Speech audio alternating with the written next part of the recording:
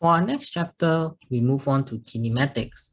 Kinematics is the study of an object's motion without considering the forces that cause the motion. In describing the motion of an object, we're often interested to know how far has the object moved, how fast was it moving, and whether was it speeding up or slowing down. In describing how far an object has moved, we would often use the terms distance and displacement. Next, when describing how fast an object is moving, we will use the terms speed and velocity. Lastly, when describing whether the object is speeding up or slowing down, we will use the term acceleration. We'll go through each of these terms one by one, but first let's talk about distance and displacement. Distance is the total length traveled by an object irrespective of the direction of motion. It does not take into account direction, whereas displacement is the distance from a reference point in a specific direction. It takes into account direction and a reference point. To illustrate the difference between distance and displacement, let's consider an object that moves from point A to point B.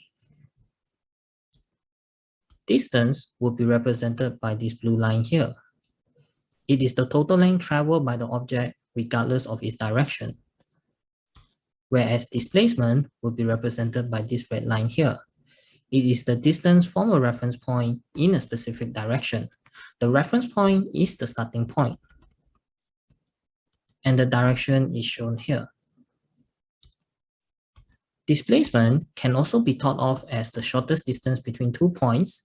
The shortest distance between 2 points is the straight line distance between the 2 points.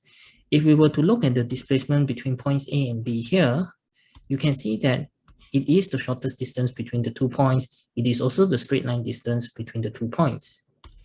In your exams, when you're asked for the definition of displacement, you should not be using this definition. Instead, you should be using this. Both distance and displacement have SI units of meter. Distance is a scalar because it does not take into account direction, whereas displacement is a vector because it takes into account direction. Now consider a runner that completes 1 lap on the running track. The man starts and stops at the same point, as shown here. When we want to talk about the distance traveled by the runner, it will be 10 meter plus 5 meter plus 10 meter plus 5 meter, giving us a total of 30 meter. His direction of motion is ignored here. But when we talk about his displacement, his starting point is the reference point. And after he finished running, he's back to the same point, as shown here. So his displacement would be 0. You could have a case where an object has traveled a distance, but the displacement is 0. For some other examples, let's consider an object that moves from point A to point B for a distance of 6 meters, and then from point B to point C for a distance of 8 meters. The distance traveled from point A to point C would thus be 6 plus 8 equals to 14 meters. When we want to find the displacement between point A and C, it will be given by this red line here. Notice that it is the shortest distance between the 2 points. It is also the straight line distance between the 2 points. You will also see that this is a right angle triangle for which the displacement is actually the hypotenuse. If we want to find out the displacement between point A and C, we apply Pythagoras theorem, which tells us that the displacement is actually the square root of 6 squared plus 8 squared, giving us 10 meters.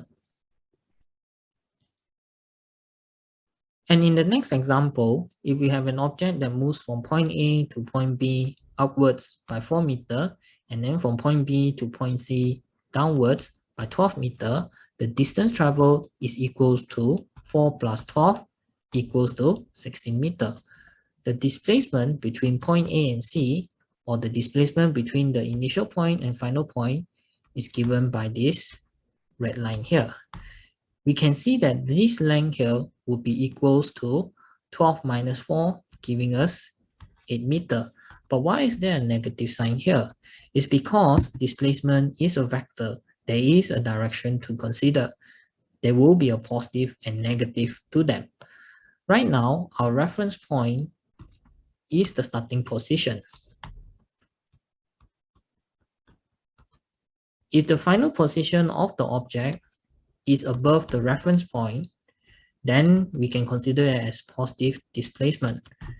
On the other hand, if the final position of the object is below the reference point, it will be negative displacement.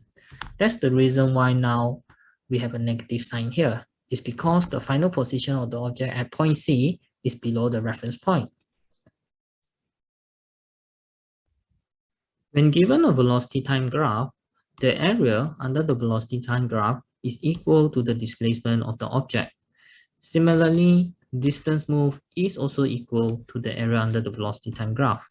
For the velocity time graphs that are given below, the areas that are indicated here all represent the displacement or distance moved of the object.